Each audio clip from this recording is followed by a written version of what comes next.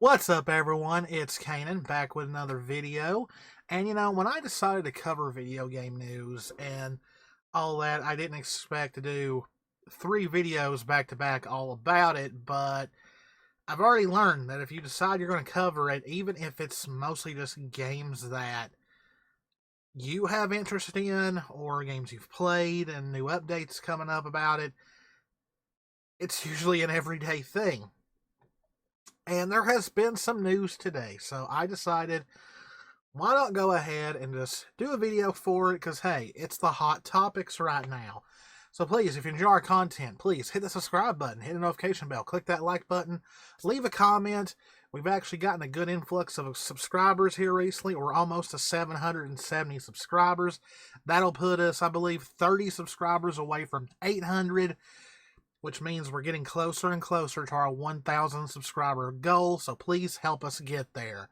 So today I am going to talk about some gaming news that makes me happy, some gaming news that makes me really sad, and some gaming news that kind of just makes me scratch my head a little bit. So first game up is kind of the one that makes me scratch my head a little bit, and that is the fact that we now know that there will be a PlayStation 5 version of The Last of Us Part 2. Now, I want to state for the record that I've played both games. I like The Last of Us. Do I think the second one already needed a full-on physical remaster on the PlayStation 5? Not really, but I know there are probably die-hard fans of this series.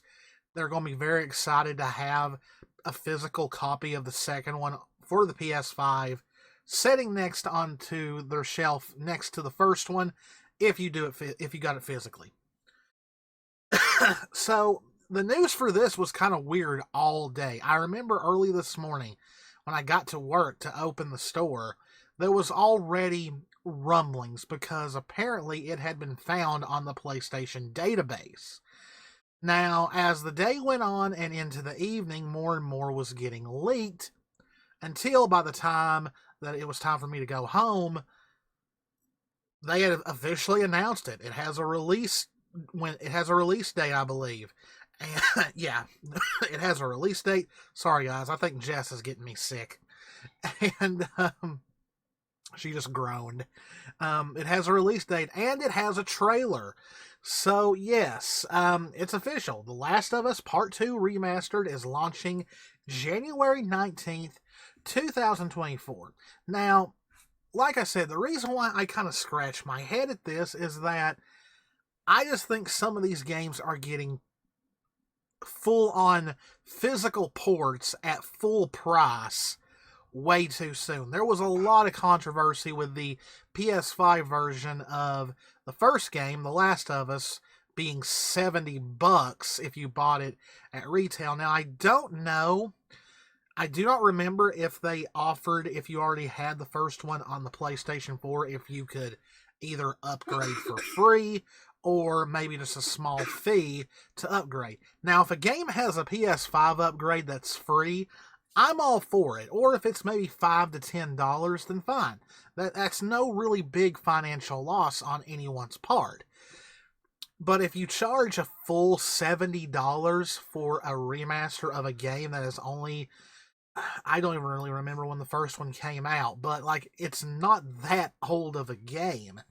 But luckily, if you do already own The Last of Us Part 2 on the PlayStation 4, you can upgrade it to the PS5 version for just $10.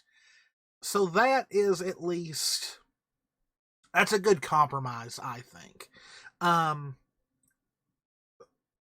So let's look at what is exactly going to be in this.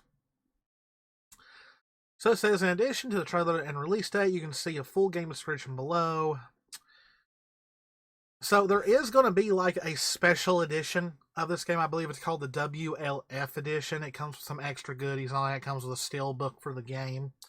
I think you can only get it through PlayStation. But it says, experience the winner of over 300 Game of the Year awards now with an array of technical enhancements that make The Last of Us Part 2 Remastered a definitive way to play Ellie and Abby's critically acclaimed story. So as far as features for the PS5 itself, it says native PS5 enhancements. Built for the PS5 console, The Last of Us Part 2 Remastered enhances the original PS4 game in ways not possible before, including a host of graphical improvements bring the beautiful yet dangerous world to life. Visual performance now outputs at 4K in fidelity mode. Improved loading times more quickly let you jump into action. Full DualSense wireless controller integration. And then we have a new mode. So hey, at least they actually added some new stuff. It's called No Return. It's a roguelike survival mode. If you've ever played a roguelike, you know exactly what that means. It's going to be hard. Experience The Last of Us Part 2's deep combat via an entirely new mode. Survive as long as you can in each run as you choose your path through a series of randomized encounters. Play as a host of different unlockable characters, some never before playable in the Last of Us franchise, each with unique gameplay traits. The variety of challenges feature different foes and memorable locations from throughout Part 2, all culminating in intense boss battles. Then it also boasts new ways to play. Delve deeper into this beloved adventure and learn how the original game was created. Lost Levels lets you explore early development versions of 3 new levels not seen in the original. Enjoy hours of new developer commentary to hear insights into Part 2's development as you experience the game. Live up to your musical potential with Guitar Free Play, which includes new unlockable instruments, or take on the new speedrun mode and post your best times. Descriptive audio and speech to vibrations has been also added to Part 2's suite of accessibility features, so that's always good. The Last of Us Part 2 Remastered also features brand new unlockable character and weapon skins for players to use for both Ellie and Abby. So yeah, it looks like they at least built some more stuff into the game that wasn't in the PS4 version to at least make this somewhat like okay that it's happening. Like I said, I know when the remaster of the first one came out, it caused a lot of gripes. You know, it led to rumors that Horizon Zero Dawn, which, yeah, came out a good few years ago, but still looks great, especially since if you do play on the PS5, they did release an update that enhanced it for the PS5. Many were still saying it's still too much of a new game for it to already get like a remake of anyway. Also, of course, when The Last of Us Part 2 first came out, it was already controversial because of a few things in it. So it's kind of going to build all that up again, but it makes you wonder if, and what I'm not saying that's true at all, it's just a guess or a theory. Is this one of the reasons why they scrapped the multiplayer game that they were originally going to make? I don't know. So yeah, it makes me scratch my head a little bit. It's like, is this too soon? Are we going a little much here? But Last of Us fans will be happy with it, I'm sure. It'll sell. So yeah, that's the first bit of news. Second bit of news, which is my happy news, is that Dragon's Dogma 2 has a release date, which is March 22nd, 2024, so pretty much early 2024, we will be going back into the world of Dragon's Dogma 2. If you watched my reaction to it, when it was first finally fully shown, I was shocked, because I had heard rumblings that Dragon's Dogma was getting a sequel, but it was years ago, long time ago, so I thought possibly the sequel was never happening, but apparently it had been known for a while that it was in development. So I think Capcom did it right here. They waited until the game still had about a good year or so before it came out to actually finally show us it.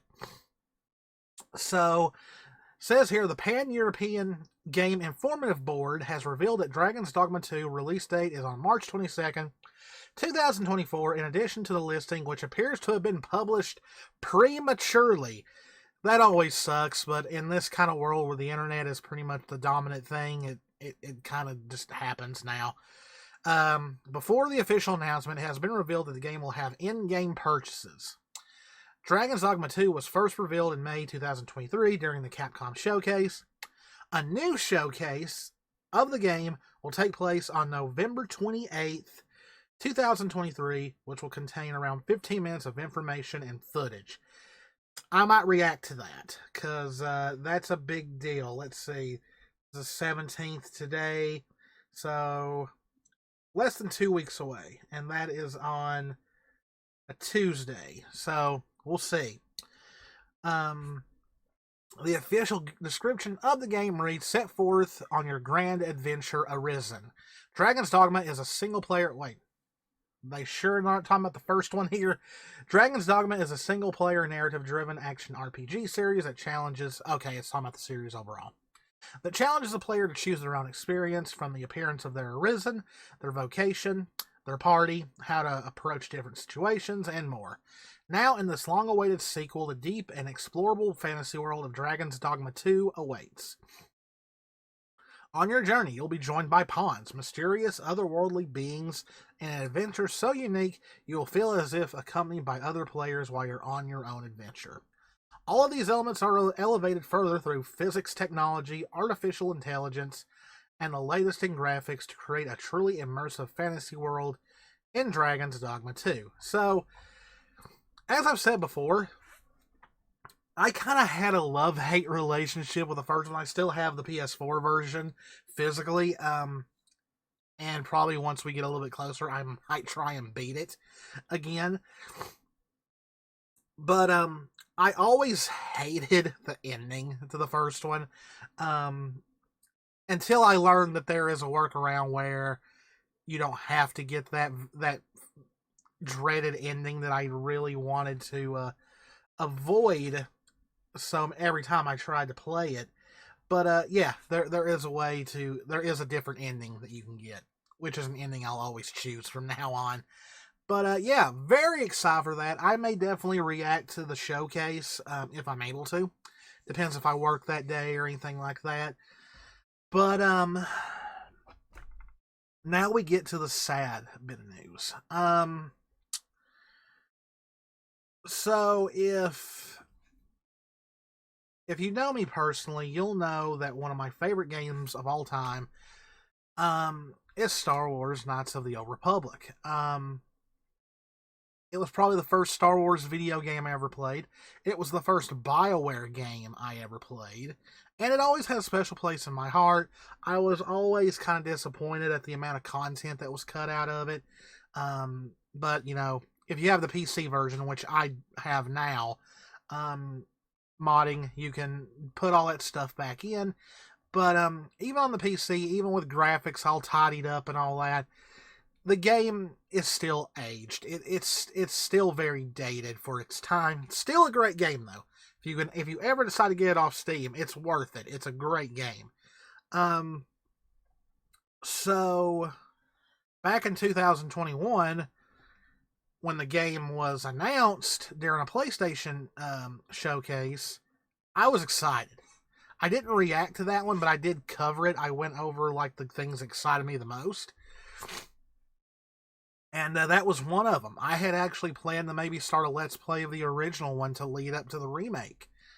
But sadly, and it's kind of been written on the walls for a little bit, but sadly, it's like we've not got 100% confirmed. This is from a guy from Giant Bomb called Jeff Grubb. So we've not heard anything 100% yet, but like the writing was on the wall, kind of sadly. But it says Star Wars Knights of the Old Republic Remake is dead. The Star Wars Knights of the Old Republic Remake is dead. At least that's what Giant Bomb's Jeff Grubb had to say on Friday morning during his Game Mess morning show. I just wanted to clear it up. This game is not being worked on right now, Grubb said, around the 57-minute mark. Just full stop. This game is not being worked on in any way at any studio. Originally announced back in 2021, the Star Wars Knights of the Old Republic Remake has been through development turmoil from the start. Yeah, that was... The very beginning was very worrisome already. It was first in development by Asper Media before Embracer Group shifted the game over to Saber Interactive in August 2022. During his show, Grubb also mentioned that the game may have even been moved away from Saber Interactive as well. Since the announcement of moving away from Asper Media, nothing has been said by anyone involved about the state of the game. The only thing that has happened recently is the scrubbing of social media and YouTube by Sony removing mentions of the game. Originally, me being the optimist that I am, I thought maybe the reason why they had taken the trailer down off YouTube was because that trailer, I think, still said something about Asper Media making the game, but since it had moved, they maybe were preparing a new trailer for it that featured the new developer. But if this is true, then obviously not. Even during quarterly earnings call, Embracer Group failed to confirm that the game was still making progress. I noticed that anything I say to this becomes a headline, so that is my only comment. Embracer CEO Lars Wingefors said during the most recent earnings call on Thursday. Insider Gaming has reached out. Yeah, I'm reading this off in Insider Gaming. Insider Gaming has reached out to Embracer Group and Saber Interactive for comment on the status of the game. Those requests have yet receive a response as of publishing. This is sad. It really is. This is one of my and many people's treasured art. Like, it was my first exposure to the BioWare format that kind of many other RPGs followed down the line with the multiple choice responses, love interests, ending depending on if you were good or evil, stuff like that. And I was looking forward to this. I was looking forward to seeing it in today's graphics.